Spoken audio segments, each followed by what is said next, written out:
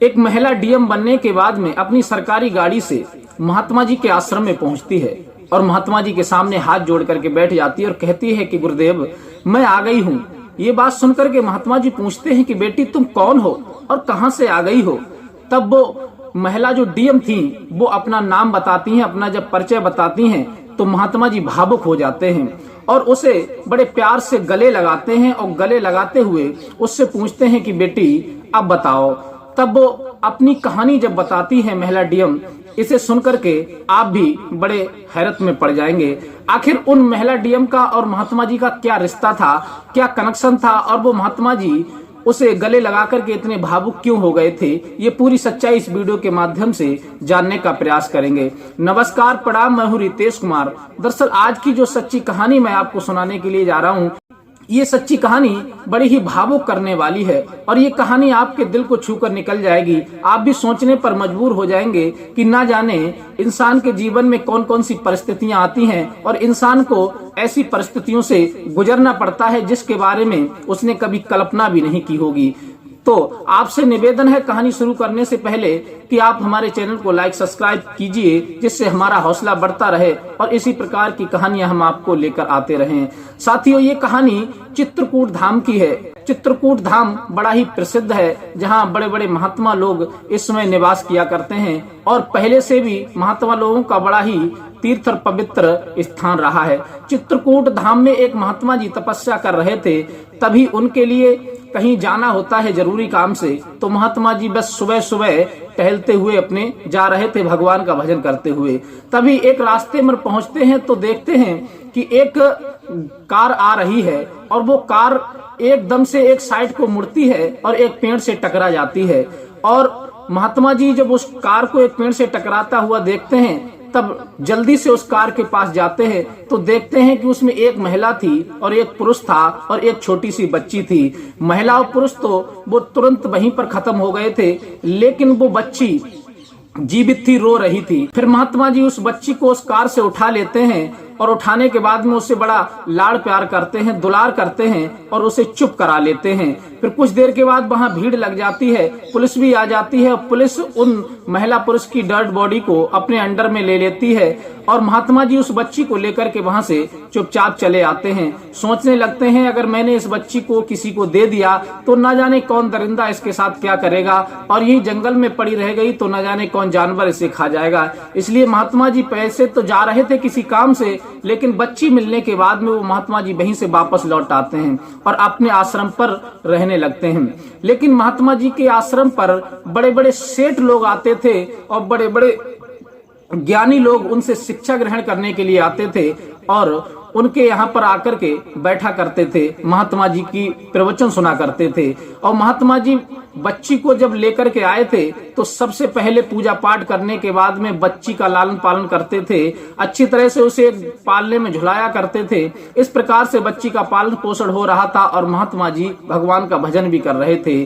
तब बच्ची थोड़ी सी सयानी हो जाती है, क्योंकि उस लड़की के लिए नहीं पता था कि मेरे माता पिता कौन हैं और मैं कहाँ की रहने वाली हूँ, क्योंकि वो उस समय बहुत छोटी थी। तब महात्मा जी उसका बड़ा अच्छे से ध्यान रखते हैं। कुछ दिन इसी प्रकार से सत्संग होते हुए बीत जाते हैं। उनके यहाँ बड़े बड़े सेठ धनी लोग आते हैं, सत्संग भी सुना करते थे, अपनी परेशानी भी कहा करते थे। और कुछ लोग तो ऐसे भी आते थे जो महात्मा जी से कहते थे कि गुरुदेव हमारे कोई संतान नहीं है, दौलत की कोई कमी नहीं है, दौलत तो भरमार है, लेकिन उसे यूज करने वाला कोई नहीं है। और ये भी जीवन में बड़ा ही दुखदाई कार्य होता है। अगर तुम्हारे पास सर्व सुख है और तुम्हारे लिए धन दौलत से भंडार भरे हुए हैं और उसको कोई यूज करने वाला नहीं है, तो फिर ऐसी दौलत किसी काम की नहीं होती। इसलिए दौलत के साथ साथ उसको यूज करने वाला भी और उत्तराधिकारी भी होना घर में बहुत जरूरी होता है। महात्मा उस बच्ची का पालन पोषण करते हैं। बच्ची लगभग 8-10 वर्ष की हो जाती है।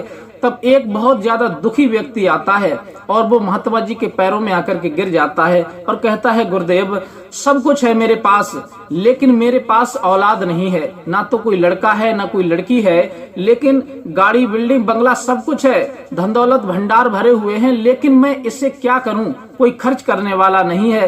परमात्मा ने मुझे एक लड़की ही अगर दे देता तो मेरी ये दौलत कम से कम उसके तो कामयाब हो जाती। महात्मा जी कहते हैं कि बेटा इसमें तो केवल हरि की इच्छा चलती है, हमारी तुम्हारी इच्छा से कोई काम नहीं चलता। हो सकता है तुम्हारे कुछ पूर्व जन्म के पाप ऐसे रहे हों जिनकी वजह से तुम्हें पुत्र प्राप्ति का सुख नहीं मिला, संतान प्राप्ति का सुख नहीं मिला। अब भगवान का भजन करो और किसी का दिल मत दुखाओ। तभी उन सेठ की नजर महात्मा जी के जो आश्रम में लड़की खेल रही थी उस पर पड़ जाती है। तब वो कहते हैं कि गुरुदेव ये बच्ची किसकी है? तब महात्मा जी कहते हैं ये तो बहुत लंबी कहानी है, तुम मत सुनो। वो कहते हैं नहीं गुरुदेव, मुझे बताओ, आपको संतान की जरूरत नहीं है, फिर भी आपके आश्रम में एक गुड़िया खेल रही है और मुझे संतान की जरूरत है, तो मेरा आंगन सूना है, तो गुरुदेव मुझे बताइए। तब महात्मा जी कहते हैं कि बेटा एक बार मैं सुबह सुबह काफी दिन पहले जा रहा था तो मेरे सामने एक गाड़ी आई और वो पेड़ से टकरा गई। इस बच्ची के माता पिता जो थे वो उसी एक्सीडेंट में खत्म हो गए और फिर मैं इस बच्ची को लेकर के अपने आश्रम चला आया। मैंने किसी को नहीं दी ये बच्ची, ना जाने कोई ले जाता, इसके साथ क्या करता या फिर कौन सा व्यवहार करता, इसलिए मैंने इसको बड़े लाड़ प्यार से पाला है और ये 10 वर्ष की हो गई है। अब मैं इसे अच्छी शिक्षा दूंगा, अच्छी शिक्षा ग्रहण कराऊंगा, फिर ये कामयाब कुछ ना कुछ हो जाएगी और इसकी विवाह कर दूंगा तो ये अपना घर बसा लेगी। ये सुनकर के वो सेठ जी महात्मा जी के चरणों में गिर जाते हैं और कहते हैं कि महात्मा जी बस थोड़ी सी कृपा आप हम पर कर दीजिए, ये बच्ची हमको दे दीजिए, क्योंकि इससे अपने माँ बाप का भी ठिकाने का पता नहीं है और इसके माँ बाप इस दुनिया में है भी नहीं। और फिर आप तो महात्मा ठहरे, एक दिन तो आपको इसका विवाह करना है, तो आप मुझे दे दीजिए, मैं इसका पालन पोषण करूंगा, इसे पढ़ाऊंगा लिखाऊंगा और इसके बाद में किसी अच्छे वर को तलाश करके अच्छे घर में इसका रिश्ता कर दूंगा, इसका विवाह कर दूंगा। तब महात्मा जी कहते हैं कि नहीं बेटा, तुम इसको मत लेके जाओ, क्योंकि मैंने इसे आश्रम के संस्कार दिए हैं और तुम रईस लोग इसे दूसरे संस्कार दोगे तो पता नहीं बच्ची के मन पर क्या प्रभाव पड़ेगा, इसलिए इसे यहीं रहने दो। वो सेठ बहुत ज्यादा विनती करता है, महात्मा जी के चरणों में गिर जाता है। उसकी पत्नी भी महात्मा जी के चरणों में गिर जाती है, कहती है गुरुदेव बस इतनी कृपा कर दीजिए, आपके यहाँ तो सभी लोग शिक्षा ग्रहण करने को आते हैं, कुछ न कुछ लेने को आते हैं, आप तो भंडार के दाता हैं, तो आप हमें कैसे निराश कर सकते हैं। महात्मा जी जब उनकी ज्यादा मजबूरी देखते हैं तो कहते हैं ठीक है, तुम इस बच्ची को ले जाओ, लेकिन इसे किसी प्रकार का कोई दुख नहीं होना चाहिए, ना ही कोई समस्या होनी चाहिए। वो कहते हैं ठीक है गुरुदेव, आप जैसा कहेंगे वैसा हम करेंगे। अब वो सेठ जी उस लड़की को लेकर के जाते हैं, लेकिन वो उसे अपनी बच्ची की तरह उसका लालन पालन करने लगते हैं और धीरे धीरे जब वो बच्ची बड़ी होती है उसका वो स्कूल में एडमिशन भी करा देते हैं और बड़े अच्छे से जब लालन पालन होता है, क्योंकि वो सेठ थे, जिम्मेदार थे, पैसे की कोई कमी नहीं थी, घर में नौकर चाकर चल रहे थे, गाड़ियां थी, बिल्डिंग थी, सब कुछ था, लेकिन केवल कमी थी तो संतान की। अब वो भी उनके पास हो जाती है, फिर वो लड़की को बड़े अच्छे से पढ़ाते लिखाते हैं और पढ़ाने लिखाने के बाद में शहर में वो लड़की यूपीएससी की तैयारी करने लगती है, जब ग्रेजुएट हो जाती है। लेकिन वो तो महात्मा जी के पास आया जाया करते थे, लेकिन वो बच्ची उस दिन से महात्मा जी के पास वो लेकर के नहीं आए थे, इसलिए शायद महात्मा जी इसे देख करके बदल जाए या फिर इस बच्ची का मन बदल जाए, तो वो उस लड़की के लिए शहर में रखने लगते हैं और फिर वहीं उसका पालन पोषण और पढ़ाई लिखाई सब शहर में ही होती है। और वो लड़की यहाँ की याद भी भूल गई थी आश्रम की, बहुत अच्छे से मन लगा करके पढ़ती है और पढ़ने के बाद में फिर वो ग्रेजुएट जब कर लेती है, फिर उसके बाद यूपीएससी की तैयारी करती है और यूपीएससी की तैयारी करने के बाद में वो एक दिन जब वो एसडीएम पद पर सिलेक्ट हो जाती है, तब उसके जो माता पिता होते हैं, जो पालन करता, जिनका नाम रत्नेश था और जो माता थी उसकी पालने वाली उसका नाम कौशकी था, जो रत्नेश और कौशकी बड़े प्रसन्न होते हैं कि हमारी बेटी एसडीएम पद पर नियुक्त हो गई है। तब वो महात्मा जी से मिलने आते हैं, लेकिन उस लड़की को लेकर के नहीं आते। लड़की बिल्कुल उसी तरह से विचार भूल चुकी थी जैसे कि कोई अनजाने में कोई घटना घट गई हो। इस प्रकार से लड़की को कोई महात्मा जी की याद नहीं आ रही थी। फिर रत्नेश और कौशकी जब महात्मा जी से मिलने आते हैं तो उनके चरणों में अपना सर रख देते हैं और कहते हैं कि गुरुदेव आपकी कृपा से वो बच्ची जो आपने हमें दी थी वो हमने उसे पढ़ाया लिखाया और वो एसडीएम बन गई है। महात्मा जी कहते हैं ठीक है, अच्छी बात है, भगवान की कृपा है, वो एसडीएम बन गई है, तो तो समाज में कुछ अच्छा ही काम करेगी, और अच्छा काम करेगी उसे कभी भी आप रोकना मत और अच्छे से उसका ध्यान रखना।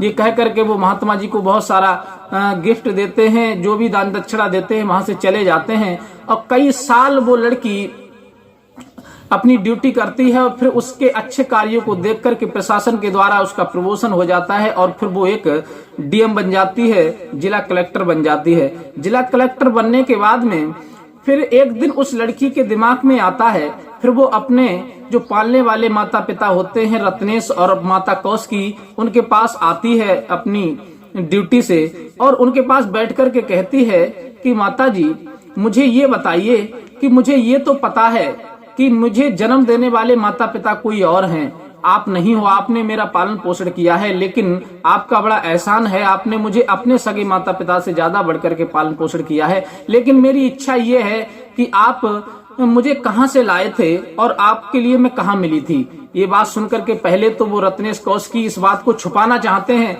लेकिन वो लड़की जब जिद ठान जाती है तो इस बात को वो छुपा नहीं पाते।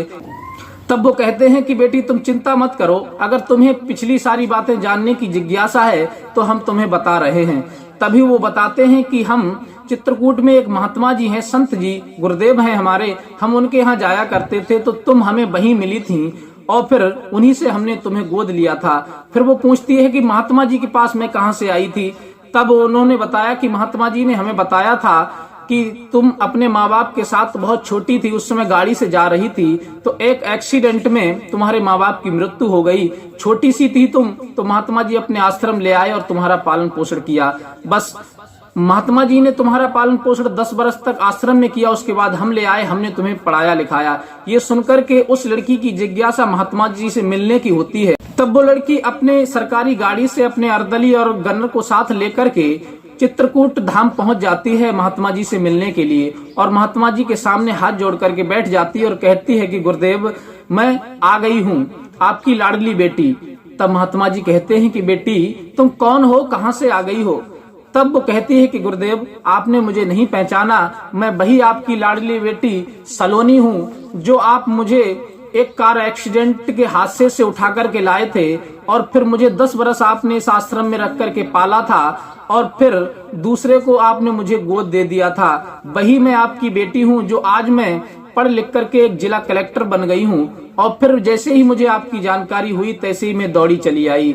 ये बात सुनकर के महात्मा जी भावुक हो जाते हैं उस दृश्य को याद करके और उसे तुरंत अपने गले से लगा लेते हैं और चूमने पुचकारने लगते हैं। तब वो बताती है कि गुरुदेव आपने जिनके लिए गोद दिया था वो बहुत अच्छे भले नेक आदमी हैं, उन्होंने किसी प्रकार की मुझे दिक्कत नहीं होने दी, अपनी बेटी की तरह मेरा लालन पालन किया और पढ़ा लिखा करके मुझे डीएम बना दिया है। महात्मा जी भी बड़े भावुक हो जाते हैं, उसे चूमते हैं, कहते हैं कि बेटी तुमने बहुत अच्छा किया, जीवन में अच्छा ही उन्नति का काम करते रहना, सामाजिक काम करते रहना, जिससे कभी भी बुराई तुम्हारे नजदीक ना आए और कोई भी व्यक्ति तुम्हें बुरा ना कह पाए, क्योंकि मेरी परवरिश तुम्हारे साथ है, मेरा आशीर्वाद तुम्हारे साथ है। इस तरह से महात्मा जी उसे आशीर्वाद देते हैं और बेटी उनसे मिलने के बाद अपनी ड्यूटी पर पुनः चली जाती है। तो साथियों महात्मा जी ने कितना नेक काम किया और एक संत के लिए ऐसा काम करना चाहिए था या नहीं करना चाहिए था, या उन्होंने जिस बेटी को गोद लिया था उन्होंने कितना नेक काम किया। आपकी जो भी राय हो आप अपनी राय कमेंट में हमें दे सकते हैं और ये कहानी आपको अच्छी लगी हो तो प्लीज अपने यार दोस्तों को भी शेयर कीजिए और मिलते हैं इसी प्रकार की कोई नेक्स्ट कहानी के साथ। तब तक के लिए दीजिए इजाजत, नमस्कार।